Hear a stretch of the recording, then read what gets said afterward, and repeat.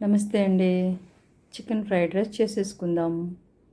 కావాల్సిన పదార్థాలు చూద్దాం. కొత్తిమీర, పచ్చిమిర్చి, ఆనియన్, అల్లం వెల్లుల్లి paste, garam masala, tasting salt, ఇంకా ఫ్రై చేసిన ఎగ్, ఫ్రై చేసిన చికెన్. ప్రాసెస్ చూసేద్దామా? చికెన్ ఆయిల్లోనే ఆనియన్ వేసేద్దాం.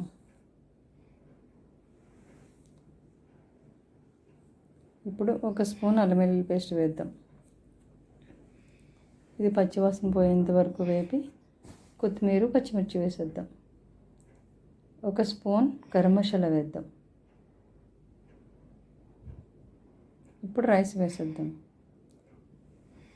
ఇప్పుడు ఫ్రై చేసిన చికెన్ అండ్ ఎగ్ కూడా వేసేద్దాం. సరిపడగా ఉప్పు వేసుకోండి.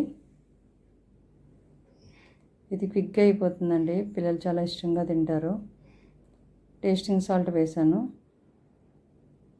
సోయా సాస్ వేసుకోండి, నా దగ్గర లేదు, నేను వేయలేదు. 2 స్పూన్స్ వేయండి సోయా సాస్. కొత్తిమీర వేసి ఒక 2 మినిట్స్ కలిపి బౌల్లోకి తీసుకొని కొత్తిమీరతో గార్నిష్ చేసుకుంటే చికెన్ ఫ్రైడ్ రైస్ రెడీ.